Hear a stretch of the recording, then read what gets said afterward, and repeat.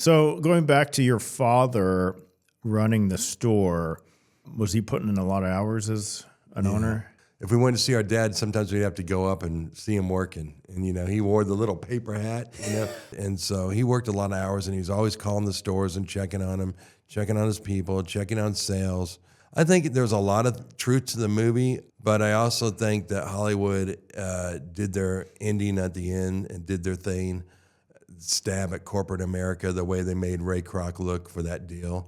So during that time, did you ever see him get burned out? I don't want to do this anymore. Because I can only imagine having to manage 12 stores. Mm-hmm. Well, and that's what he taught me. Treat your people well, take care of your people, and they'll take care of you.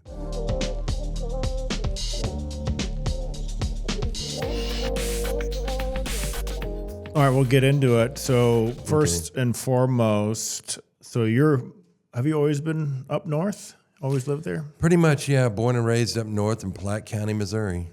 Mm-hmm. Tell me about that experience. So my dad got started at McDonald's in 1967 as a franchisee, and he was in St. Louis, Missouri.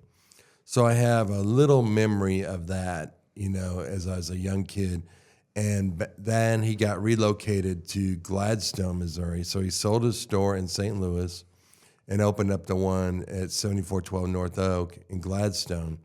And I remember us, moving and driving to Platte County, and that's where we were at. And I went to Park Hill schools and all that stuff up north. So how was it as a son of a McDonald's operator? Well, it was good. Dad got started in the early years of McDonald's, but he just had one store, so it was not like we were living in, big luxury. But we were, it was sometimes things were tight, but McDonald's was young then. It was not as popular as it is today. And he spent many years as a one-store operator, and then when he finally got the second store, things got a little bit easier for us. So how many years does it take for somebody to go from 1 to 2 stores with McDonald's, or is there some sort of rule with that? Well, now, usually you can buy one and they expect you to have more than one to make everything work. So, I don't think they have the mindset of anybody's just going to have one McDonald's. If you come in, you're going to be coming in with sometimes 2 or 3 right away. Wow. Because you have capital to do it, and you're committing to McDonald's that you want to run it, and they're committing to you that they think you're the right person to run it. So that's kind of how that works now. Chick-fil-A is much different. They are. They only want you to have one. That's right. They're the opposite. That's right.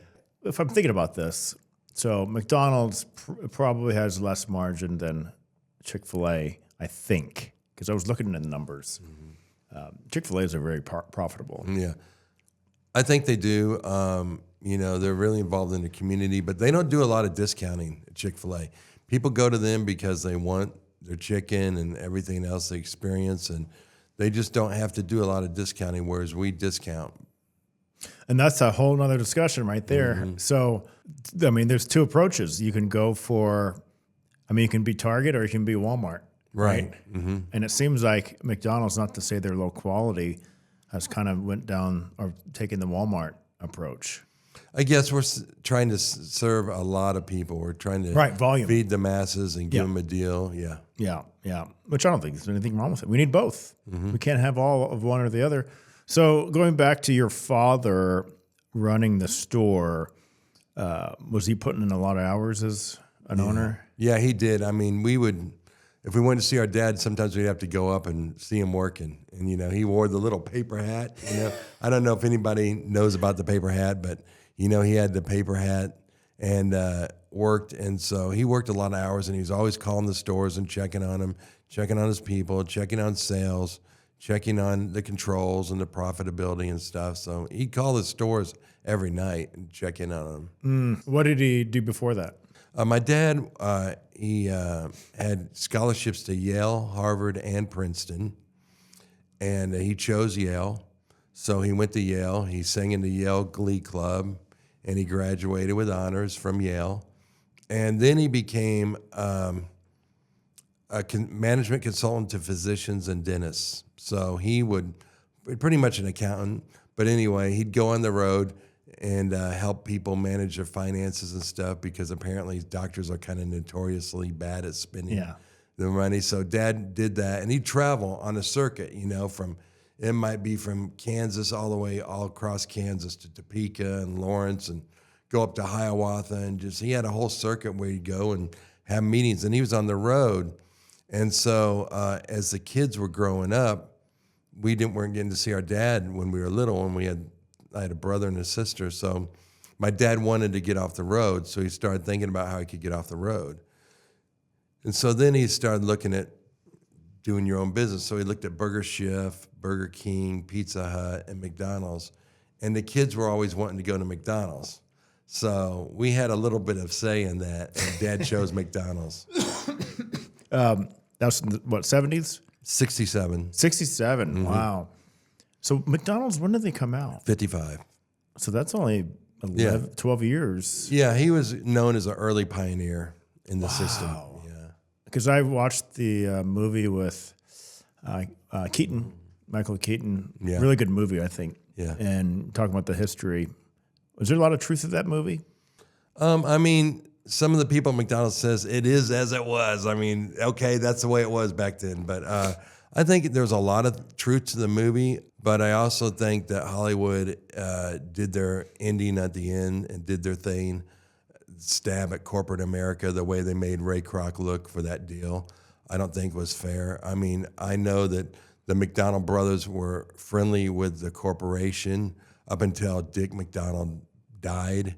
He was there at the introduction of the Quarter Pounder and other things. But when you look at that ending, I think they got paid like $1 million each or whatever it was, 2-point-something million for the rights to the name and to expand McDonald's, which the brothers didn't want to do, by the way. Ray was already doing it, and it wasn't profitable for him.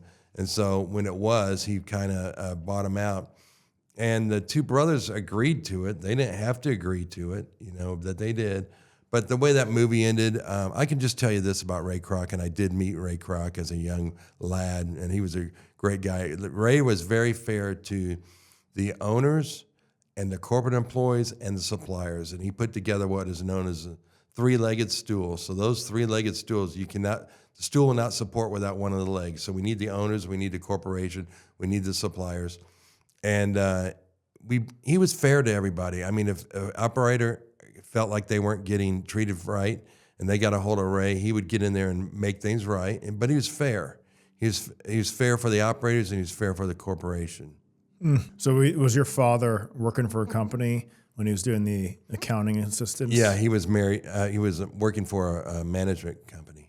Okay, then the next step was, I'm going to now open a McDonald's. Right. That's a big leap of faith. It was. He went to Chicago and met with, the building where Ray Kroc was in downtown Chicago, and, committed to it, and they trained him, and he went to Hamburger University and, just went in there and just got dirty with everybody, just work, scrubbing sidewalks and doing all the things you got to do to run a business, Which is that speaks to my heart, because I'm a firm believer that if you really want to be an effective leader, you start from the bottom, because that's where the respect is earned. That's right. You don't gain that respect if you just start at the top. That's right. And just dictate and say, this is how you're supposed to do it. But even though I've never done it myself, right.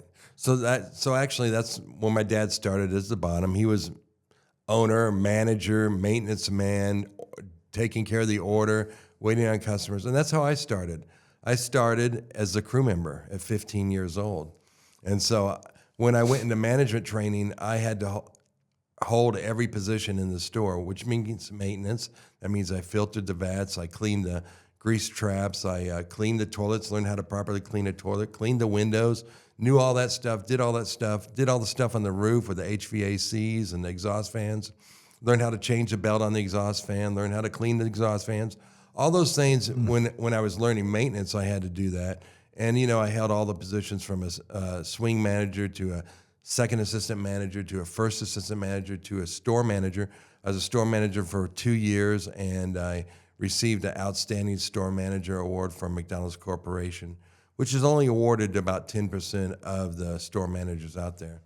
So I got that. Then McDonald's wanted to see me supervise multiple locations. So I took on supervision for 3 of my dad's toughest stores. I didn't take the easiest stores. I took 3 of the toughest ones, and I excelled at that. And then after that, the corporation told my dad that I was ready to be an owner. So I became an owner in 1991. 1991. How long did that take? How many years? Oh, man, it was like 6 years. I mean, I'd started as a crew member in 79, but I'd also gone to school, gone to high school, gone to college, pursued music, did some other things. So once I came back into the system after music, it was about 6 years to become an owner. Wow. You got to put your time in.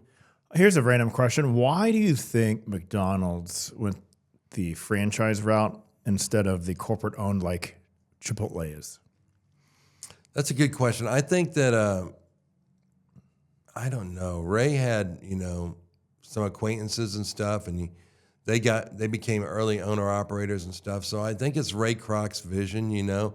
The Dick and Mac McDonald operated one hamburger stand. They tried to franchise. It didn't work. They failed. They shut that one down, repositioned their hamburger stand, and just ran that. But I think Ray realized he needed more people to do the job, and he wanted some people to have some ownership and sweat equity in the business where they really care about the business, care about the brand, and want to improve the brand. And he figured making them owners was the best way to do that. And I think Chick-fil-A, they have their one store manager that kind of acting owner operator who's involved in the community, and he definitely is involved and cares about the community. And so I think that's their business model. And we all do too. We all care about the community. We give back and, support many different great causes. So I think we're all trying to do the best we can with what we got.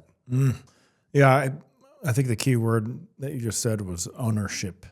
When somebody doesn't have a sense of ownership over what they're doing, then they don't have the same care. They don't have that full vested focus on the success of whatever they're doing.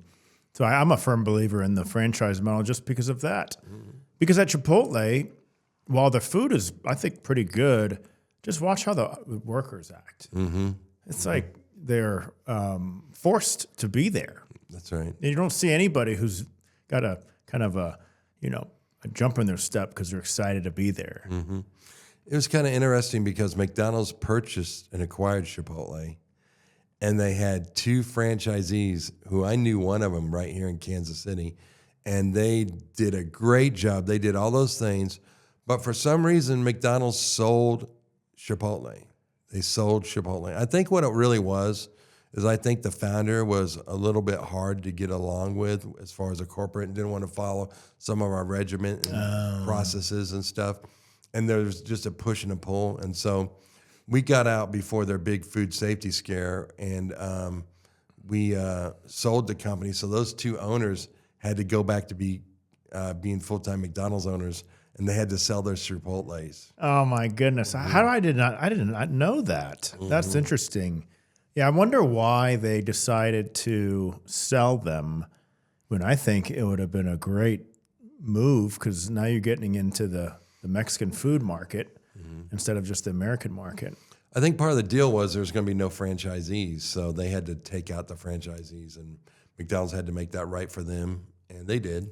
They were, again, successful in McDonald's. Actually, they were doing both at the same time, and they loved the Chipotle business. But, everything happens for a reason, I guess. And absolutely. So your father, how many did he end up with? He had 12. And what year span did that take to get to He 12? started in 1967 and retired in 2001. So it's like 33, 34 years. Wow.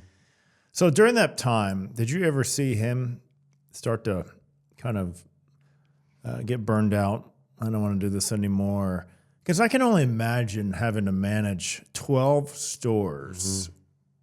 I mean, that takes a lot of energy. Yeah, the answer to that's a hard no. Because my dad had great people, and that's what he taught me. Treat your people well, take care of your people, and they'll take care of you.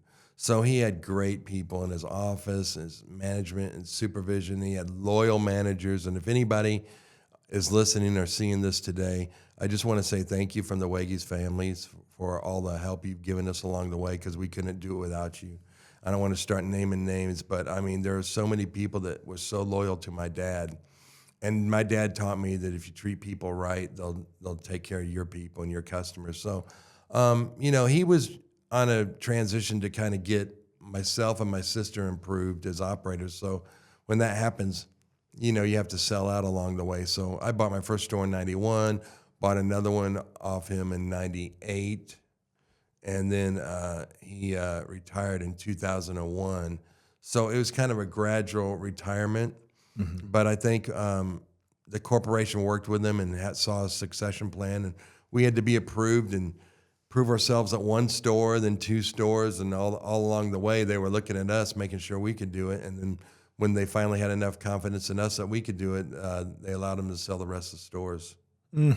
So if you were talking to his team at that time, mm-hmm. what do you know of any examples they could provide of how they were feeling like they were really getting taken care of? I think everybody really liked and respected my dad. He was a kind, caring, compassionate guy with a great sense of humor. And they were, you know, they were paid well. They got vacations, you know, trips, bonus, profit sharing, stuff like that, you know, 401k. And so, I mean, it's just taking care of your people and having a great and fair work environment where people want to work for you. I'm taking notes here. So you started with one, bought it from your father, got another one, and then today, how many do you have? I have 12 now. So how did you get to 12? So the first one I bought off my parents in 91. Then McDonald's was going to build another store in 95, and it was going to impact some of my stores and some of my dad's stores. So they came to me. I got the second store in 95, which I built Metro North. And then in 98, I bought one off my dad. And then when Dad sold out in 2001, I bought two more. And then I did the rest of all the other other six I've done acquiring from other owners as they've retired and moved on. Do you prefer either way of going from brand new to acquiring? Well, I mean, brand new is really nice. I actually built another one. I built 152 in North Oak. I built that along the way too. So I built two stores. I mean, building Metro North was really good. It was a small building, but sometimes, you know, when you build a new building in a new location, the rent can be higher. So the operating costs are higher. And like, you know, you're out here in a great area. You know what a rent is. Oh, yeah. You know, real estate taxes is all higher. Oh, my goodness. And stuff. So yeah.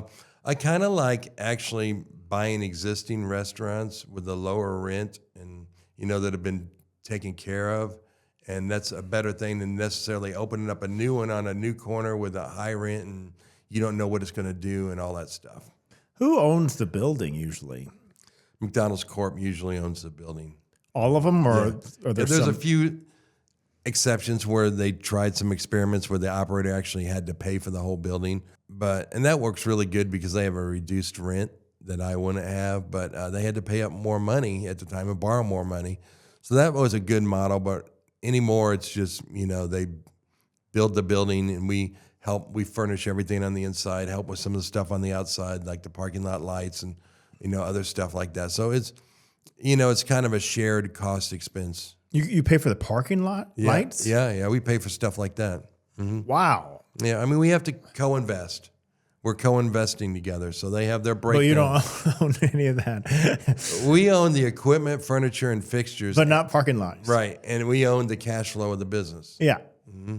Wow. So, which is different because Chick-fil-A, the operator doesn't own anything. Right. They don't own the equipment. They don't own anything. Mm-hmm. They just own the right, the privilege to run the business, and they partner with Chick-fil-A. So the difference I'm hearing is at least you guys own equipment. You own the inside, basically. Right, yeah. The leasehold improvements yeah, and the supply, inventory, all that stuff, or do they own that? No, we have to pay for the inventory, the food and paper.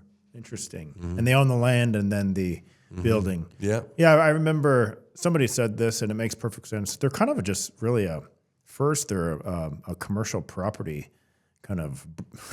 That's where they're net worth really starts is from that. Yep. And I think the other thing is that, they are great at picking sites. They make sure the demographics are right, and they do all that work to make sure the store is going to be successful. And then a lot of people follow their plan and, put a competitor right next to it. They say, well, McDonald's did all the work, so I'm just going to follow them, right? And That's so, so it's a co-investing thing. It's a partnership. It's a relationship. And we got a contract, and they own the playbook, and we run the play. And I want to get into that definitely. But first, Chick-fil-A, for example, I know is extremely difficult to become an operator. Is it the same with McDonald's? Yeah, it's not easy. I mean, you have to be, either grown up in the business and have a parent that's going to sponsor you along the way and, all that stuff. And you have to earn your own money so that you can come up with your own down payment. And, my stores were not gifted to me. I paid for all of them. I paid my mom and dad's estate for all of them. And so all that goes, or, there's other ways to do it today, but, issuing stock in companies and stuff. But, we got to qualify financially and do all those things. So the other option is if you come in from, a company person that sometimes they cross over and become an operator, they might cash in stock or other assets that they have, and they might become an operator. And then sometimes we get outside people that don't know anything about McDonald's, but they have a lot of capital and say they want to start up. They become a registered applicant, and I've trained one of those persons who became an operator. But they come in and they have to come, just like I told you, they start from the beginning and do every crew position, and they work for nothing. So they come and work for me maybe 20 hours a week, and if they're still holding down a day job, they're working 60 or 70 hours a week for no pay, and they'll do that for sometimes 2 years, maybe 4 or 5 years. So, man, I mean, it's as fast as they want to get through the program is pretty much what it is. Now, I think today it's a little bit faster because people are coming in with capital and they're just saying, okay, let me learn the system and let me get through. But they're going to have to manage a shift. They're going to have to manage a store. They're going to have to know all the stuff and go through all the schooling and all that stuff. What do you think the minimum amount of time they would need to put in that sweat? I would think they'd have to put in 20 hours a week just to move the needle. For how long, though? Oh, if they're only doing 20, it might take 2 or 3 years. Mm-hmm. Just to buy a franchise? Yeah. Gosh. Okay, here's the question. Mm-hmm. Why would they want to do that? Well, they've got a lot of money. Okay. They want to invest it, and they want to become an owner-operator in McDonald's. Why right? McDonald's? Well, we're still the number one biggest fast food chain around, and, we carry the biggest weight, and so I think we're the most successful. Now, they could go other places if they want, but there's a lot of people that want to come on our team. That's crazy. Mm-hmm. I love it. I mean, especially if somebody goes through that amount of pain and suffering, or they put their time in, then once they become a franchisee, I feel like they're going to take it a little bit more seriously now, as opposed to just forking out the money, learning a couple of systems, and then saying, okay, I'm in now. You talked about that earlier. I mean, you think the only way to start's from the ground up, so you learn all the things. So that's exactly what it is. That's awesome. So walk me through what would be the next step. So you become this franchise owner. Mm-hmm. I heard about something called, is it McDonald's University? Hamburger University. Mm-hmm. Yeah. What is that about? That's so great. It's about people. So I learned a lot of stuff at HU, Hamburger University, and it was a 2-week course. So we went up there and, just learned a lot about team building and what makes a team function and not function, and people practices and how to give, corrective action and counseling and coaching and just what makes people tick, and what ego state they're in, what quadrant they're in on a DISC chart, and, driver, inspiring. So they use DISC. Yeah, they do. Okay. Well, they called it something else probably, but but anyway, supportive, calculated. So we learn about all that stuff, and learn how to put a team together, because you don't want 4 driving people on the same team because you're going to be fighting all the time. You actually need everybody. You need people that are promoting and inspiring. You need people that are driven. You need people calculated that need more information and facts because they're going to, hey, slow down, Jim. You need to look at this. Have you looked at that? And you need people that are supportive that don't necessarily have to be in charge like the driver wants to be in charge. The supportive people don't have to be in charge. They just want a good plan. Yes. So if you give them a good plan, then they can actually work the plan where the driver might not work the plan. He's on to the next thing already. He's a visionary. Who makes the plan? Well, usually the driver makes the plan. He makes the plan, hands it off, and said, I'm going to the next thing. Right. Yeah, I'm taking notes here, mental notes. Do you have all of your? Well, actually, I heard a great in my training. There were 4 different generals, MacArthur, and they were all one of each of the different personalities, the Ford personalities, and they were all successful. And so there's not one better one than anyone. It's just how you go about it, right? So you can do it from a supportive. You can make the plan from supportive. You can make it from inspiring and promoting. You can make it from calculated. I need the facts. And you can make it from, autocratic, which is, top down. That is so refreshing for me to hear. I used to have this false idea that you'd have to be this certain person to be a successful leader or even an entrepreneur to scale something. There's something called Culture Index. We got into that for a while. And there's a certain profile that was more of like that visionary, doesn't really get bogged down in the details. And then I'm kind of that guy, but I'm more visionary plus details. Okay. So then I was feeling like, oh, I'm not that guy, so I can't do that. But you're telling me, and I've heard this before, which is very refreshing, you don't have to be that person. You don't. So what you need to do is you need to hire your weakness. Yeah. So you know where you're strong at, right? So where you're strong at, you got that covered. What are you weak at? Are you weak on details? And then you hire yourself a calculated person that's like, hey, man, I need the information here. Give me more. I need to see the financials. I need to know how this is going to work. I need the projections. If you're not that guy, you hire that person. And then, supportive people. If you're going to run over a lot of people, you better have somebody on your team that's going to create some fun. Yeah. And you're going to have them on your team, because you got to have it all, man. It's a buffer. Yeah. You need a buffer between the driver and the supportive sure. people because they'll get run over. Yeah. Not on purpose, with no intent. So who's the main person profile that you had to hire for yourself? Well, interesting. So my director of operations, who's been with me 35 years, is pretty much just like me. So we're both drivers. So, sometimes. But is she? Yeah, she. Is she more detailed than you? She can be. Yeah, she can be. So where does she fill in the gap? Well, I think she, kind of acts like me, so I can actually be good cop and she can be bad cop. Does that make any sense? That's hilarious. I love that. Oh my goodness, that's fun. That's fun. Who else? Who like you have basically you have your evil twin. So then who else do you have that you hired? I have 3 more supervisors underneath her. Yeah. And, they all are, it's a fun group to work with. They've all been with me over 20 years. So, I mean, one hasn't. We got her when we acquired 3 new stores a year ago today. So I grew 3 stores a year ago today. But she came with it, and she fits right in with our group. But, I mean, it's really good about knowing how to manage the personalities, because you're not the same as me, and he's not the same as me, but we have to know how people tick and put it all together. Yes. And that's our jobs as coaches. Do you have any of your employees do some sort of profile assessment?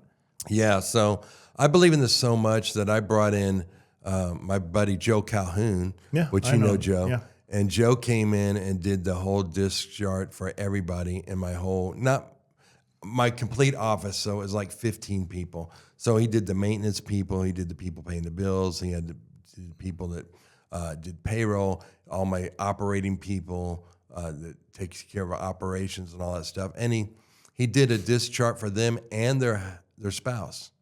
Because what was great, I've been married almost 39 years, but my wife and I, we went through this disc training together a long time ago. Actually, McDonald's made it available to us. And then we learned how each other ticked, and it was such a great thing for our marriage. Not that we ever had a problem before, but she understood why I was the way I was, and I understood why she was. And it turns out that opposites attract. I'm a driver, she's supportive. So it just worked out perfect. So she just doesn't have to be in charge. She needs a plan. I give her a plan. She runs it, and she'll finish it. She'll finish it. So I think it's all about knowing people and knowing how they tick. And, if you feel like you don't have the right things covered, you can hire somebody else to bring in and be on your team. But you don't necessarily have to have all four, because some people flow out of both of them. I mean, because I understand a disc chart, I am also supportive. I am also calculated, give me the facts. I'm also create fun. So, I mean, in my music, I'm very inspiring by that. So I can actually work out of all four disc modes because I understand them so well. So with disc, how does that work? Are you just more dominant in one of them? Is that how it works? Yeah, I'm more dominant at work, and I'm more supportive at home. Isn't that funny? And then my wife's more, I guess you could say she's more dominant at home, but I mean, she's a stay-at-home wife, but I mean, she takes care of things at the house, and I don't have to get in her business, and, I don't have to raise my D at home and say, why isn't the kitchen clean? And, you got to get this done. I don't have to do any of that stuff, right? I'm just, hey, how's it going? I can lower my D and raise my S. How was your day today? Tell me about your day.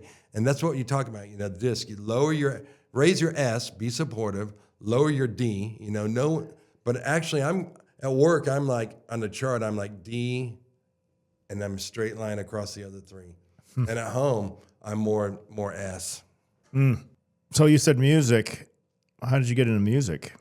So my cousin, David Castleberry, played drums, and he was a big kind of drummer in Wichita, Kansas, and I saw him play the theme to Hawaii Five-0, which was done by the Ventures, and he's doing like the whole thing on the drums, and I was like, oh my gosh, I have to play the drums. I was like first or second grade. I have to play the drums. And so my mom and dad didn't want to have drums in the house, so they said, why don't you take piano lessons for a year? So I took piano for a year, and then after a year, I said, Mom, Dad, I've taken piano for a year. Can I get the drums now? So they bought me a rinky-dink set and wanted to see if I was serious about it, and I was. So then they took me to lessons, and I took private lessons, and then as I got better with lessons, they took me to better instructors and took me to the best instructors in the city, and then I got better drum sets as I got better, and just became, it was my thing. So music's been a good friend to me because I was practicing in all those adolescent years, and that means I didn't have time to get in trouble. So therefore, I've never done any drugs. I never smoked. I've never drank. I've never done a drug because I was busy practicing all the time. So then when I went to college, I had kept myself clean all that time. So I went to college. I said, well, I made it all through high school. I guess I can, why would I start now, right? So I just, again, practicing my instruments and all that stuff kept me out of trouble. So keep your kids busy, right? What do they say? Idle time's the devil's playground, right?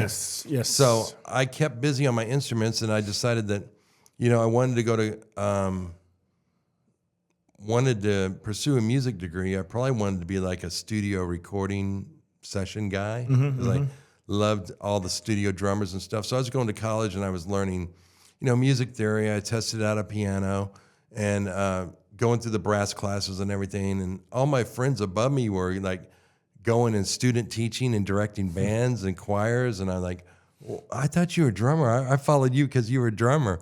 And I'm going to go direct a 7th grade band now, and I'll be doing student teaching for a month. And I thought to myself, well, gee, I don't want to direct a band. I want to play drums, and I want to rock and do all that stuff. So I hit the road with a band, and then after a while, I decided that I wanted to make music because I wanted to, not because I had to. And so I kind of saw what was out there in the world, and it was the 80s. There was a lot of cocaine and stuff going on that I didn't, support and stuff. And so I came home, married my girl, Debbie, and I threw myself into McDonald's as a newlywed, which I'd grow up in the business, but I started from the ground up, learned all the positions like we talked about, put myself through the training. So that means, this is an interesting story about working hard. So I was working 5 days a week, and you have all these tasks you'd have to do for your training to get through the program and stuff. And it's like I couldn't ever get off the floor to do it because I was required to run shifts and do all this stuff. So that means I had to come in on my 6th day a week. And what I would do is I would come in on the 6th day where I was supposed to be off, and the store manager's there, and I go, okay, train me on how to do maintenance. Okay, I'm here all day, and we're going to do that. And, sign me off on that. Now, you didn't learn it in a day, but, you'd learn the other positions. Verify me on meat, cooking meat. Verify me on making biscuits. Verify me on, cooking bacon and sausage. And, that went on for a long time on my 6th day because we just couldn't get it done in the other 5 days. So that's a testament to my work ethic, and getting through the system and stuff. It sounds like with all those skills, you had to get verified by your manager, and then you move on to the next one. Yeah, and then McDonald's would come in and look at you too. They'd come in and look at you running a shift at certain points, and verify you, and definitely looked at you as a store manager. Was it like a regional quality control person? Yeah. So what I'm hearing is your passion was music. Right. But you realized that there was no future in that. Right. And you decided that you wanted to secure a brighter future, or even a future that you could sustain a family with. So you put your passion to the side and got realistic. I did. I got realistic, and I buried myself in McDonald's. I've got a lot of friends that have come out of Kansas City that were in the music industry, and during those 10 years that I was first as an owner, they like, how come I didn't run into you in the music circles here, Jim? One of my good friends, Jim Riley, is the drummer of the Rascal Flatts, and he was living here in Kansas City. He goes, how come I didn't know about you back then? Oh, I was buried in McDonald's. And then after I could come up for air, I started writing my own music and producing my own music when I had time, and got my feet and my organization together and got my people together, and could give up a little bit of my personal time to do that. So at what point did you decide to commit your life fully to Jesus? Okay, so I did that in probably 7th grade. My mom, first of all, got saved, and she got saved because she knew about the Lord growing up in Mississippi, which is a poor state in the Union, and it was tough. She had a struggle time. She had 7 brothers and sisters, siblings total in the family. Single mom. Mom did all the work. Nobody's home, so they all raised each other. That means my mom none of them went to school. My mom finally decided that she wanted to have a better life, so at 10 years old, she put herself in at kindergarten. And so she was taller than everybody else, and she was the only sibling to graduate from high school. And then she put herself through nurses training and lived on $1 a day, which paid for everything, food, your hose, whatever, shoes, whatever you needed. And she did that and became a nurse. And remember, my dad was a consultant to physicians and dentists. That's where they met. So mom was a nurse at that point. And so dad and her got married, and mom was an ER nurse for a while. But then as kids started coming, she stayed at home, and she raised us, and she took us to the finest teachers and dance instructors for my sister, and violin for her, and piano instructors for me and my brother, and then drum instructors. And she took us to the finest people so we can learn our passion. So then you said 7th grade yeah. is when you... So mom got saved. Sorry, I got sidetracked on music again. You're fine. But anyway, so mom got saved because she was watching her kids at the bus stop every day go out, and she'd watch them and make sure they got on the bus, and she just started thinking, I don't want my kids to go to hell. I need to make sure they're right with the Lord. So she knelt down and she gave her heart to the Lord, and she rededicated her life to the Lord. And then she got my dad, and he went to a Billy Graham crusade, and Dad went down at Royal Stadium, if anybody was around there back then. Dad went down in front of all of us and gave his heart to the Lord at Royal Stadium, on the field at Royal Stadium. All the kids were watching him do that. Yeah. Yeah. Set the example for us. And so the mom started taking us to Youth for Christ rallies, which was a great thing. The Metzgers, God bless them, TV 50, all that stuff. And they took me on a Saturday night, and there was this preacher, man. He was laying the law down, man, and I got convicted. And I realized that I was a sinner, and I realized that I needed God in my life, and I realized that I needed to be saved. So he asked us if anybody would raise their hand. Well, I had enough guts to raise my hand, but I didn't have enough guts to go forward and make a public declaration. So they kept singing Just As I Am over and over and over again. And the thing was, my older brother was there in front of me with his friend, and I was like third in from the aisle, and I kept going to my brother, hey, Raj, will you go down? Do you want to go down? And he goes, no.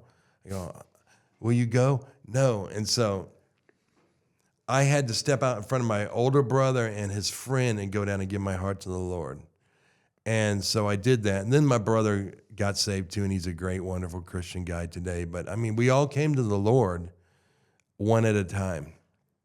And we gave our heart to the Lord, and we're still serving him today. Did that have something to do with not drinking and drugs?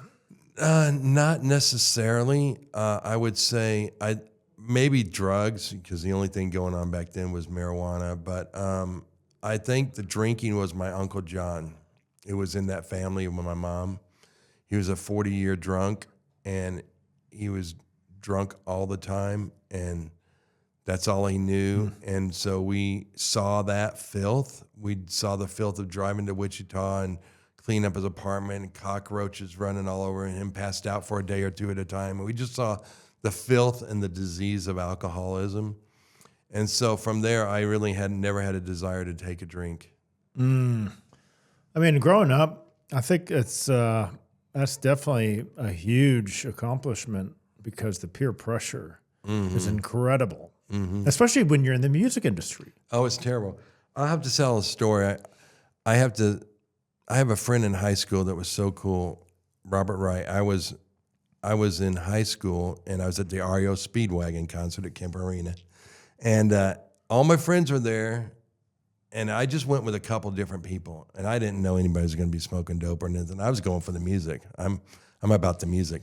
So I'm there, and they start passing the pipe around, and everybody's taking the hit except me. And this guy gave me such freedom. He goes, hey, Jim, if you don't want to do it, it's totally cool. And he gave me that. And I just kind of took that through my whole life. Hey, Jim, if you don't want to do it, it's totally cool. And so that little line just freed me, and I didn't take the hit. And nobody gave me any grief or sorrows for it. You know, they just respected me, and they did their thing, and I did mine. Have you ever had a situation where maybe in the music industry, maybe somewhere else, where they kind of make fun of your faith or you having faith? And I actually know a guy who very heavily into the music industry, and he would bash Christianity over and over again. I know. It's funny how they always pick on Jesus. They don't pick on the other gods, but they love to pick on Jesus. Isn't that interesting? Yeah, the name that's above every name. But anyway, I have been rejected. You know, mainly it's social media stuff, you know, these days. But, you know, people can be really brave behind a computer and do all that stuff. But, you know, I pretty much, that's what the block button's for, you know. If that happens, you know, I try and show the light of Jesus and, you know, everything that he's done for me in my life through my music and through the example that I lead and all that stuff. But, you know, everybody's got their own free will and make up their own decision. But I've lost friends over probably posts that I made and stances that I've taken for sure. Lots of them. And, what can you do? You can't worry about that. You just got to live your life. Yeah. So the music you're making, was it Christian? Pretty much most of it is. It's Freedom Music Factory is my brand. I've been writing songs and producing songs for over 20 years now. And I think the thing that I wanted to make sure was that, lots of people will know me and they'll say, I work a lot in Nashville, a lot of people, and they'll bring my name up and they go, oh, the McDonald's guy. Oh, yeah, I know Jim. Well, I want my music to be known as my music. So I don't have any reference to what I do on my day job. It's just Freedom Music Factory. I'm the boss. I'm in charge. It's my songs. I have the freedom to say what I want. I have the freedom to write what I want. I have the freedom to declare what I want. And, do it in many different styles. So R&B, rock, pop, gospel, country, all that stuff, black gospel. Love working in the gospel industry with a bunch of friends. And so we write several different genres. My YouTube page is running around about 13,000 people subscribe to it right now. And that's at Freedom Music Factory on YouTube, or the short, if you're on YouTube, it's at FMFKC. If you're on YouTube, it's at FMFKC.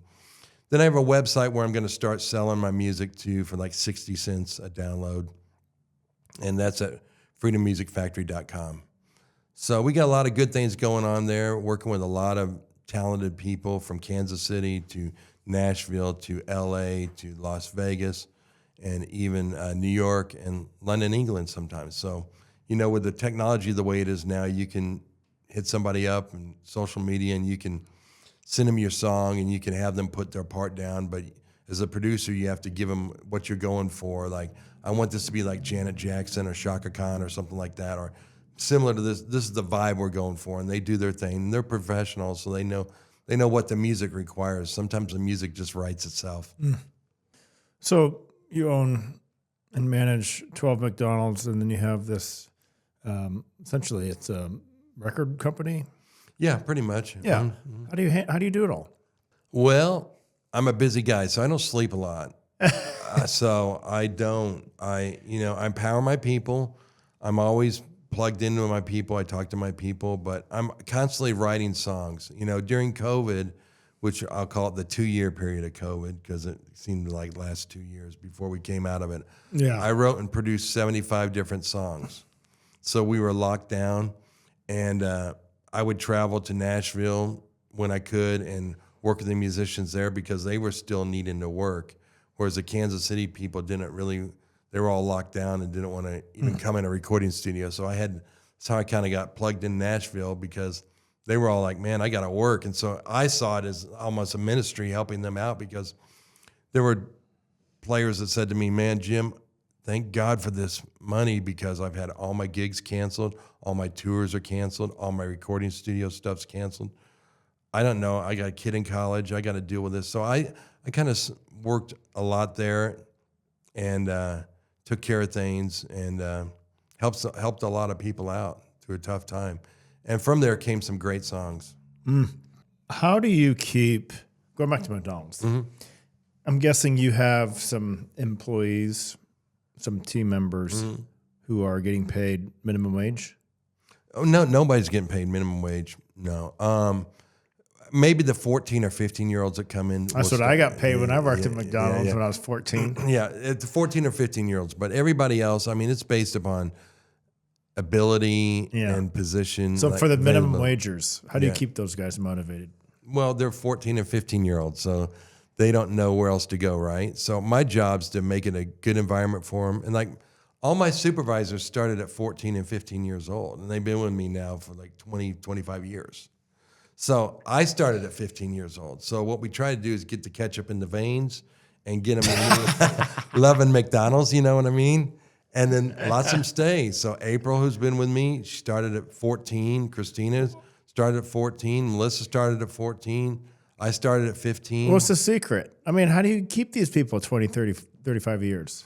You take care of them. I started going to Cancun a long time ago, probably in early 2000s, and I bought a timeshare there.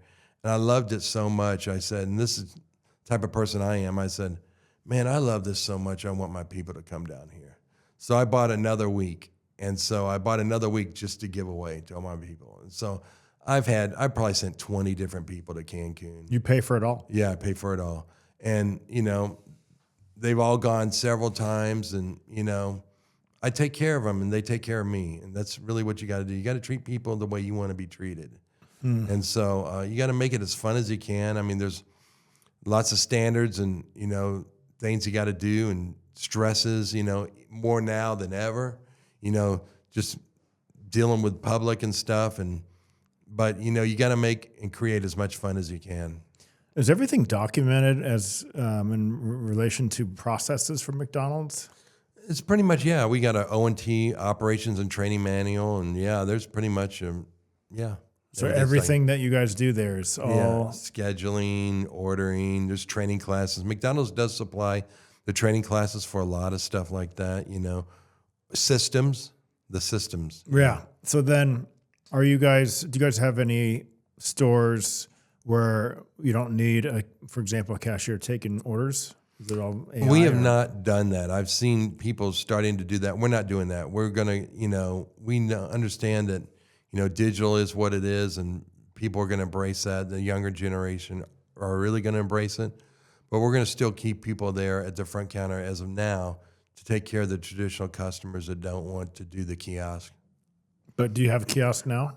Mm-hmm. So people can just go up there and order without talking to anybody? Right, they can. You think that's going to take over eventually? Well, I think if you look at what's going on in Europe and in New York, yeah, I think it will. I mean, you go to Europe now and there's 20 kiosks out there, and that's all there is.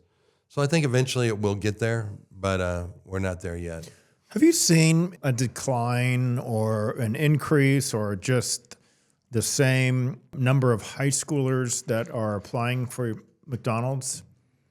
Well, we've just come out of the worst employment crisis we've ever had coming out of COVID. We were decimated, man. It was so tough. 2020, 2021, 2022. I mean, it was so hard running the stores during COVID because if somebody got sick or whatever, they were out 10 days, and so if it was spreading throughout the crew, everybody in contact with them, we're out 3 days to test positive. So, we lost a lot of crew, and then when we started opening up our lobbies, we didn't have enough crew because the workforce was decimated. Nobody wanted to work. Nobody wanted to work. Yeah. And so nobody wanted to come out after 7 p.m. especially. So closing the stores was really hard, but we got it done. Staying open late was hard, but we got it done. But it was tough on our people, and it left a mark. And, I want to say 2022, 2023 is when the labor pool started easing up, and we've gotten where the applications are pretty good now, where we can get staffed up. But boy, are these high schoolers? Are these adults? They can be like high schoolers, yeah. Still, yeah. Because I mean, if you watch the news or you hear people talk about this, where they're saying high schoolers don't want to work anymore. I mean, when I was younger, that was my first job. But also you mowed lawns, you did all these other things. And, that's just a job for a high schooler, in my opinion. But then it seems that that's no longer the case, or maybe it is. I think it is, I think we get all kinds of different people. We get single moms or dads needing jobs or whatever, and supplemental jobs, second jobs. But I think, the kids... Yes, they're all busy in activities today. It used to be you'd play baseball and it was 2 months. One sport, or you'd go out and then figure out. Now baseball's a whole year, right? And it's all organized. Right, and so that's tough, but there are still people that want to work, and our job's really to hire them, train them, give them the tools, equipment, and support they need, and try and make it as fun. And those are the people that become our next managers. They really do. All your managers, they start from the bottom? Pretty much, yeah. We have taken people off the street before that had different experience in other QSRs or whatever. They usually don't work out. Some of them do, but usually the homegrown ones are the best, Yeah. Ain't that the truth? So what do you look for when hiring? Well, we look for, adaptability. How do they handle change? Work standards, follow up. We check the references as best we can, but yeah, they got to be adaptable and changing because McDonald's is always changing. And so got to make sure, I might ask them, tell me about a time at your previous job when you had to do something a little bit different than they asked you to do. How did you handle that? And if a person says, well, I don't like to do that, they're probably not going to work out at McDonald's because we're always going to be changing, with the times, with the people, new products, taking products away, procedures change, everything changes. And, Ray Kroc always said, I don't know what we're going to be selling in the year 2000, but I can tell you we're going to be selling more of it than anybody else. And that's really what it was. I mean, are we limited to hamburgers? No. We got chicken selects coming next year that are going to be great. Wraps are coming again. They're going to be phenomenal. I didn't know they went away. They did. So you guys, I think I've seen that a pattern here. People get burned out. You kind of hide it for a little bit and you bring it back. It's like, oh, here's a new thing again. Like the McRib. McRib's coming back. It comes back every year in Kansas City, especially. Yeah, because of barbecue. That's very interesting. People will say, I don't like change, or why do you have to change? But in my opinion, that's called evolving. Yes. If you're not changing, you're dying. It's either one. You sound like Ray Kroc because he said, when you're green, you're growing. When you ripe, you rot. Yes. You just said the thing. You didn't even know it. I didn't, yeah. But these are principles that have guided McDonald's. Change, we got to change with the times, change with the customers. If the customers needs change, we need to change. Absolutely. And that requires being in tune with the customer and hearing from them. Which, with that being said, do you guys have any mechanisms, systems that will capture feedback from customers? Oh, yeah, we got all kinds. We got the ticket that says they can call the voice. They can go to the computer and put in their code, and they can grade us on how we did. So we can have a survey done that way. That comes in. People do that. Yeah, they do that. Wow. We give them a free quarter pounder, when they do that. Yeah. They definitely do that. Yeah, so they got that. They always have the 1-800 number, or we encourage people to. I've got a customer satisfaction hotline just in my 12 stores, so that's manned 24/7. So we want people to. People answer the phone on that one? Yeah. I mean, if it's 2 a.m, I don't pay someone, they'll get to them the next morning. But somebody takes that phone all the time that knows how to handle customers. So what happens with that feedback? Well, they get it to me and the supervisor and the store manager, and we follow up, and make it right. Why is it important to continually capture feedback from your customers? Well, I mean, we got to stay in touch with what they need and what they, if it's happened to them, it can happen to someone else. So we want to make sure that, if they had a bad experience, we do our best to fix it, not just for them, but for everybody else. Mm-hmm. All right, final question before, unfortunately, we end this, and that is, what is the most selling item on your menu? Man, I'd have to go, chicken's creeping up as a good thing, but I'd probably the McDouble or something like that. People love that sandwich, or they do like our quarter pounders, and boy, the nuggets go really good too. Yeah. And for breakfast, we're about 50-50 egg McMuffins or biscuits. I mean, some people like the muffins, some people like the biscuits, so we're kind of 50-50 on that. And those burritos sell good at breakfast too. I used to eat all that stuff when I was younger.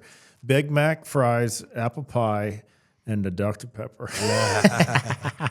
That was when I could burn that all off in like an hour. But thank you so much for coming by. Thanks for having me. It's been such a pleasure, and listening to your story and listening about all the amazing wise wisdom that you've given us for managing and owning 12 McDonald's. Thank you. Thank you, sir. Thanks for having me.